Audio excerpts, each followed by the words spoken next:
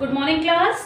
तो आज हम लोग अपना सेकेंड चैप्टर स्टार्ट कर चुके हैं, जिसके हम दो टॉपिक अपने लास्ट वीडियो में कवर कर चुके हैं, जो कि बेटा Hindu undivided family and then sole proprietorship firm. आज हम पार्टनरशिप के बारे में पढ़ेंगे और लास्ट क्लास में हम लोगों ने पार्टनरशिप की डेफिनेशन, पार्टनरशिप के फीचर्स कवर अप करे थे लास्ट वीडियो में। ठीक है बेटा, आज हम लोग पढ़ेंगे कि मेरिट्स और एडवांटेज क्या होते हैं पार्टनरशिप फर्म्स के।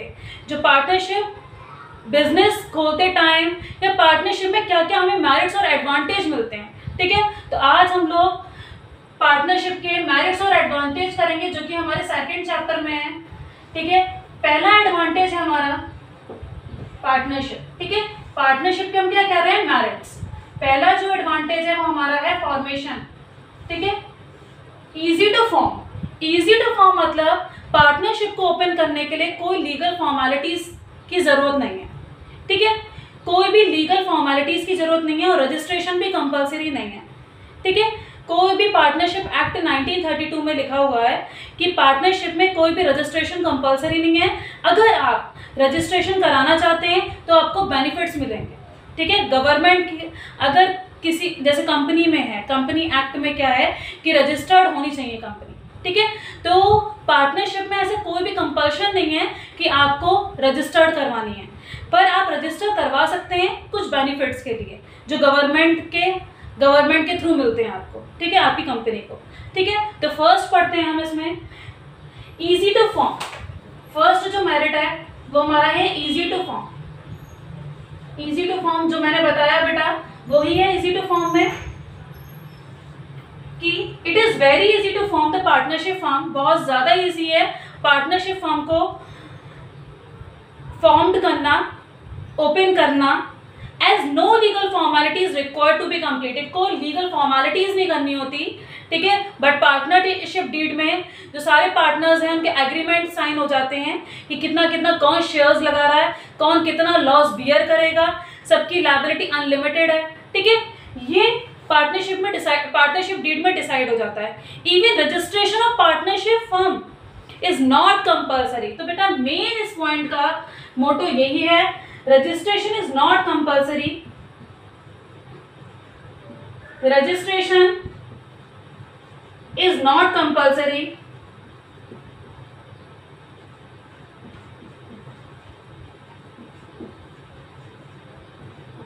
is not compulsory according to partnership act. ठीक है, according to partnership act, to partnership act। अब बेटा हम सेकंड इसका पढ़ेंगे कि सेकंड हमारा मेरिट्स और क्या हो सकता है, balance decision making. Balance decision making से आप क्या समझते हैं, क्योंकि सारे पार्टनर्स को हमारे डिसीजन लेना है तो हर डिसीजन में बैलेंस बना रहेगा।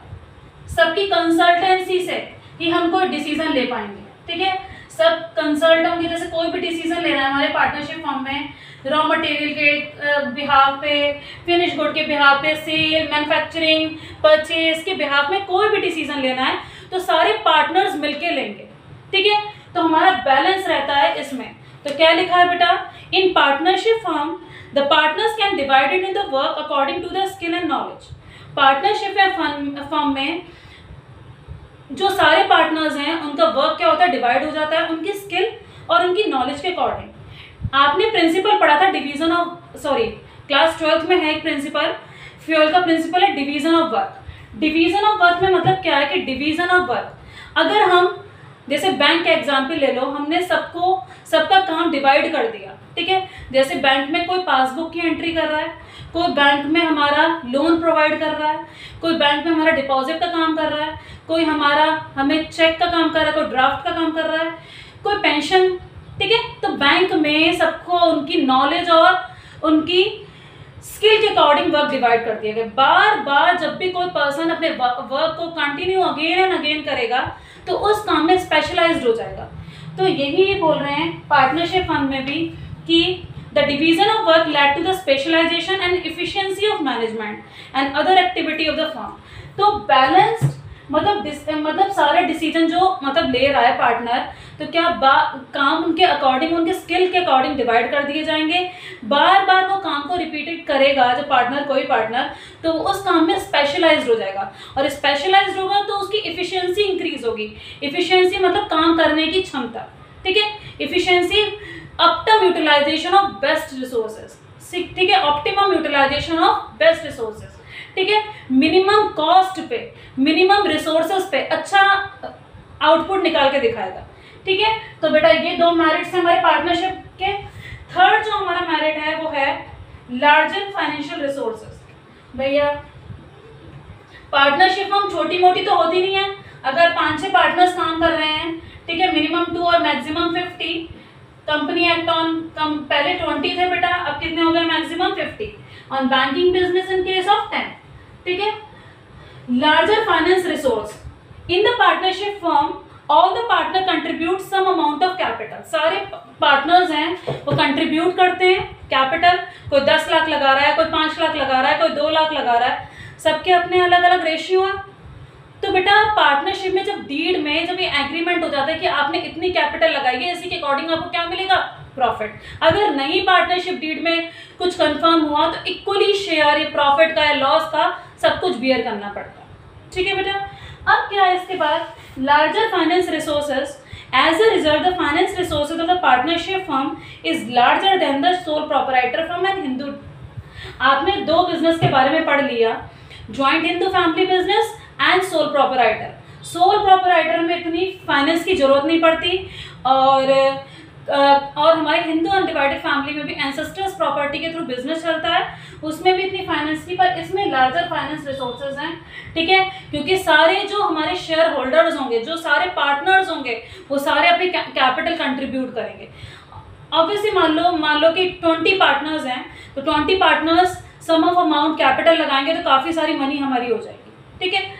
अब बेटा क्या है, फोर्थ पॉइंट जो है हमारा, वो है हमारा रिस्क शेयरिंग।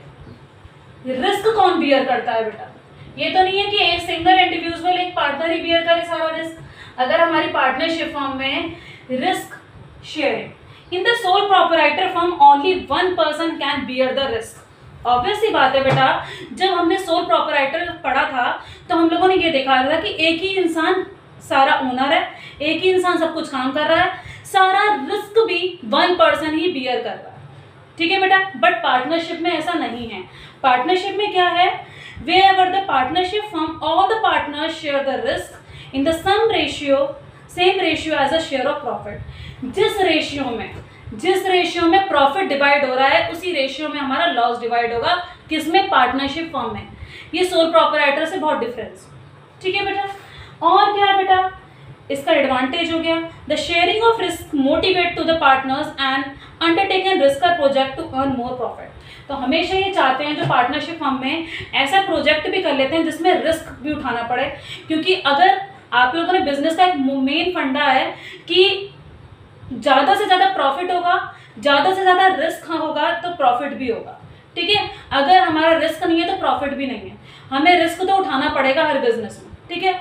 तो हमारा यही है कि पार्टनरशिप फर्म में क्या होता है, सारे पार्टनर्स रिस्क उनका शेयर हो जाता है, ठीक है। कोई भी प्रॉब्लम क्रिएट होते हैं, कोई भी लॉसेस होते हैं, तो जिस रेशियो में प्रॉफिट बढ़ा है उसी रेशियो में लॉस बढ़ेगा, ठीक है बेटा। ये हम लोग के 4 मेरिट्स हैं। अब 5th मेरिट पढ़ते हैं हम, सीक्रेसी। सीक्रेसी मतलब कोई भी सीक्रेट लीक नहीं होता हमारा पार्टनरशिप फर्म का, ये इसका 5th एडवांटेज है। The partnership firm is not required to publish it account. Partnership firm में अकाउंट पब्लिश नहीं होते, ठीक है। Therefore is affair of the partnership is remain secret. तो जो सारे ह्यूमर्स होते हैं और सारी जो बातें होती हैं वो हमेशा पार्टनरशिप के अंदर ही रहती हैं। पार्टनरशिप फर्म के अंदर सारी जो बातें होती हैं वो सीक्रेट रहती हैं। On the other hand, all the activities of the partnership firm is carried on the partner. सारी जो एक्टिविटीज पार्टनरशिप में परफॉर्म करता है, कौन करता है, partner. Only their major decisions, so there is no chance to leakage the trade secret। तो कोई चांस ही नहीं होता बेटा कि व्यापार के सीक्रेट्स हमारे किसी के पास तक शेयर हो। तो बेटा ये हमारे 5 मेरिट्स हैं किसके, पार्टनरशिप फर्म के। कि क्या क्या एडवांटेज है, पहला easy to form. Easy to form ठीक है, हमें कोई भी प्रॉब्लम क्रिएट नहीं होती इसको फॉर्म्ड करने में। बैलेंस डिसीजन मेकिंग, ठीक है। Second, larger finance resources. Fourth one is risk sharing and fifth one is secrecy. अब हमने एडवांटेज तो पढ़ लिए, किसी चीज़ के एडवांटेज हैं तो डिसएडवांटेज भी हैं, किसी चीज़ के ड्रॉबैक हैं, ठीक है। अब ड्रॉबैक के बारे में पढ़ेंगे, लिमिटेशंस के बारे में पढ़ेंगे और डिमेरिट्स और डिसएडवांटेज, ठीक है, सब एक ही चीज़ है। देखते हैं बेटा हमारे डीमेरिट्स क्या हैं पार्टनरशिप फॉर्म के। डीमेरिट्स के बारे में पढ़ते हैं, demerits and disadvantage of partnership form. Demerits of partnership. पहला डीमेरिट जो है हमारा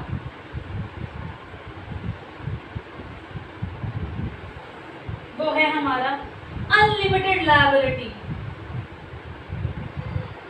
अनलिमिटेड लायबिलिटी, तो लायबिलिटी कैसी है हमारी? अनलिमिटेड है। किसकी बेटा? सारे पार्टनर्स की। The liability of all the partner is unlimited. In case of losses of partner will not only loss their personal property but creditor can claim over the personal property also to get their account settle. अगर जो उधार दे रहा है तो उनकी personal property पे ये नहीं कि बिजनेस प्रॉपर्टी को पे loss, partner will not only the loss of business property पे ही नहीं बल्कि creditors can claim, creditor claim कर सकता है over the personal property also to get their account settle, अपने अकाउंट सेटल करने को, ठीक है। तो अनलिमिटेड लायबिलिटी है सबके बिहाफ पे, जिसकी भी लायबिलिटी है ऑल पार्टनर्स की क्या है? अनलिमिटेड। तो पार्टनरशिप फॉर्म में सबकी लायबिलिटी क्या है? अनलिमिटेड। सेकेंड वन है लिमिटेड रिसोर्सेज। लिमिटेड रिसोर्सेज अभी हम लोगों ने पढ़ा था कि फाइनेंस बहुत चाहिए होता है, तो लिमिटेड रिसोर्सेज क्यों है? लिमिटेड रिसोर्सेज में हम पढ़ेंगे, लिमिटेड रिसोर्सेज में there is restriction no number of partner, there is the restriction of number of partner has contributed the term of capital investment is not sufficient to largest in scale enterprises। तो बेटा कभी कभार हम लोग को देखने को मिलता है बहुत सारी पार्टनरशिप फर्म में कि रिसोर्सेज बहुत लिमिटेड होते हैं और बहुत सारे जो पार्टनर्स होते हैं हमारी कैपिटल नहीं लगाते, शायद वो पार्टनरशिप 3 लोगों में चल रही हो, ठीक है। तो मोस्टली हम लोग को ये देखने को मिलता है अनलिमिटेड रिसोर्सेज होते हैं, नॉट सफिशिएंट नहीं होती लार्ज स्केल एंटरप्राइज के लिए। As a result, the partnership face problem of expansion behind the specified size।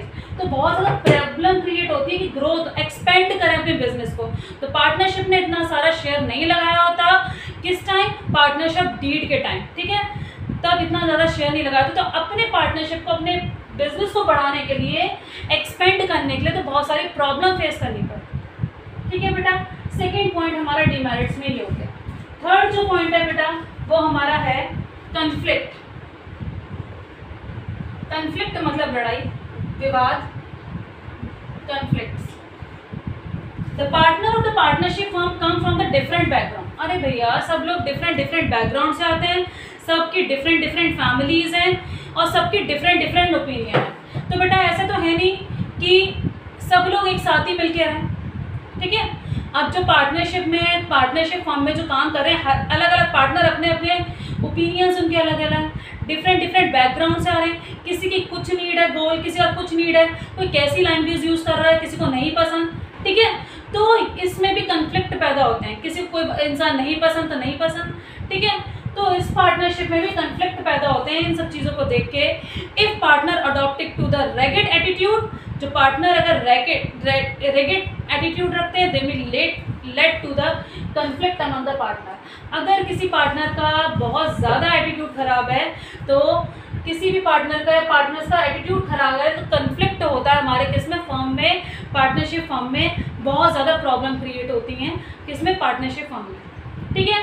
अब नेक्स्ट वन क्या देखेंगे हम कि fourth, lack of continuity. Lack of continuity,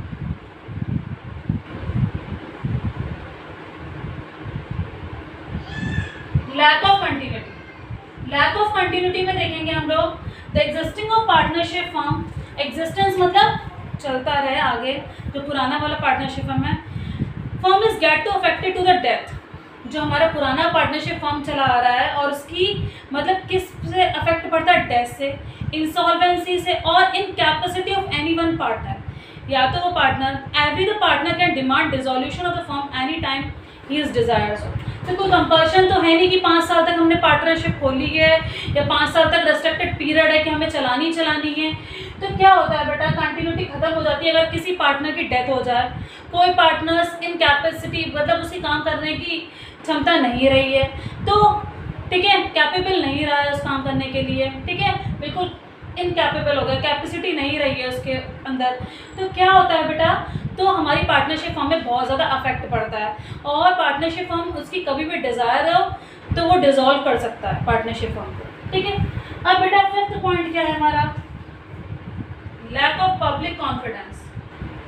public confidence भी खो बैठते हैं, क्यों? क्योंकि अपने अकाउंट पब्लिश नहीं करते।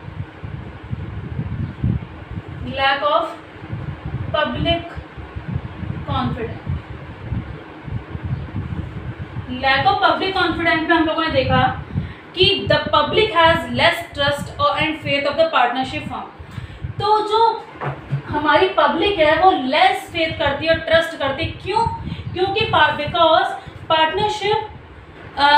Because the account and annual report of the partnership are not published. जो उनकी एनुअल रिपोर्ट होती हैं, एनुअल अकाउंट होते हैं, वो पब्लिश नहीं होती कभी भी, ठीक है।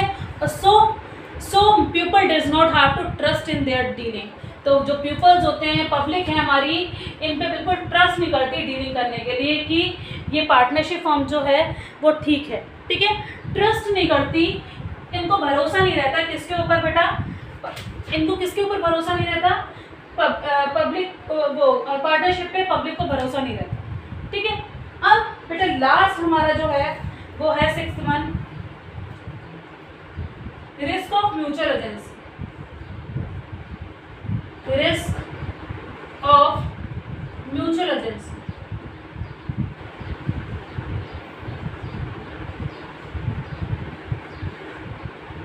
रिस्क ऑफ म्यूचुअल एजेंसी में हम लोगों ने देखा द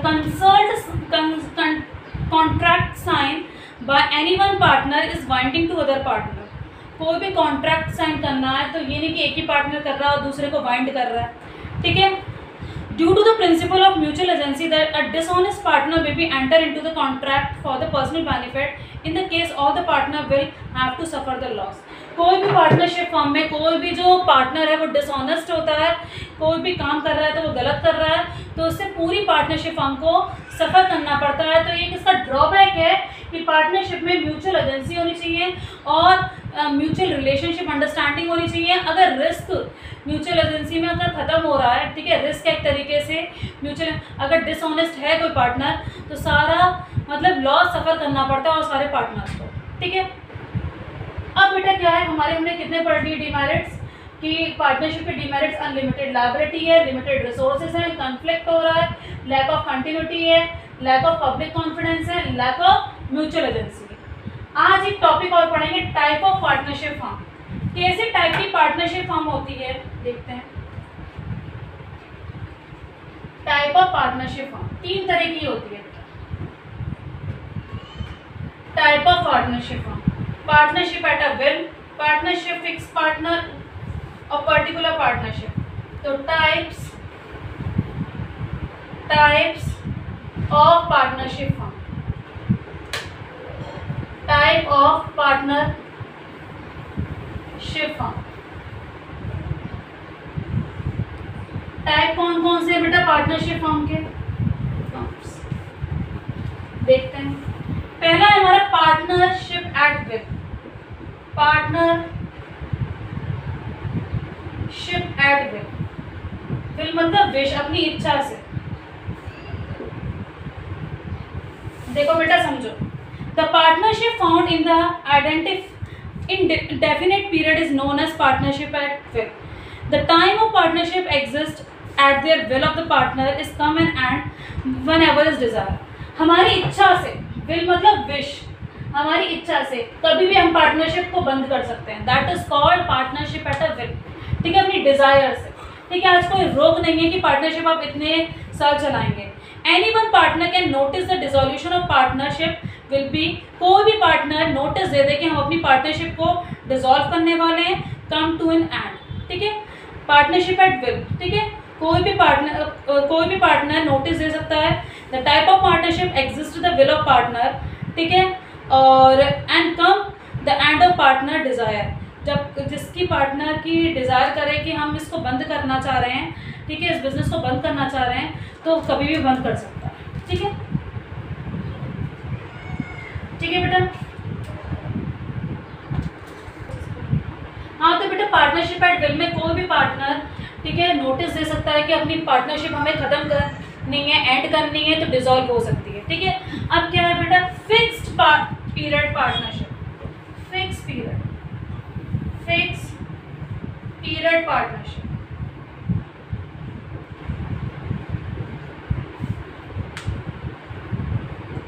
फिक्स पीरियड पार्टनरशिप में हम लोगों ने देखा the partnership formed from the specific period, एक स्पेसिफिक टाइम पीरियड है, 3 years या 5 year is known as a fix period partnership. एक फिक्स टाइम पीरियड कह दिया कि इतने साल के लिए हमारी पार्टनरशिप है, ठीक है, पार्टनरशिप फॉर्म चलेगी। This type of the partner will be automatically get terminate to expiry in specific time period, तो खुद ही अपने आप एक्सपायर हो जाती है उनकी पार्टनरशिप फॉर्म, ठीक है, जितनी, जैसे बोलते हैं ना, इस व्हीकल की इतनी टाइप लाइफ है, ठीक है, तो वो एक्सपायर कर गया, ठीक है। तो ऐसी पार्टनरशिप जैसे 3 years कह दिया फिक्स, 4 years कह दिया, 5 years कह दिया, ठीक है, फिक्स पीरियड। अब क्या है बेटा, पर्टिकुलर पार्टनरशिप, तीसरा टाइप कौन सा है बेटा, particular partnership.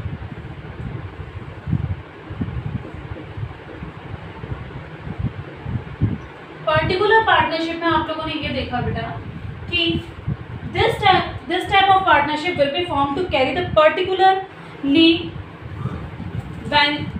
venture is known as a, this type of partnership come and end up automatically to complete their venture. From example, if a 2 person jointly get contract from construction of bridge, जैसे हम construct कर रहे हैं bridge partnership में, तो जब bridge हमारा बन गया तब क्या हो गई बेटा, खत्म हो गया, ठीक है, ठीक है, डिसॉल्व हो गया, ठीक है, हमारी पार्टनरशिप।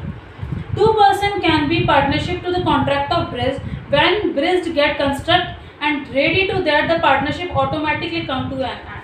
तो एक कॉन्ट्रैक्ट हुआ, पर्टिकुलर पार्टनरशिप में क्या है, एक ब्रिज के लिए इन लोगों की पार्टनरशिप हुई, एक कॉन्ट्रैक्ट लिया 2 लोगों ने मिलके, ठीक है।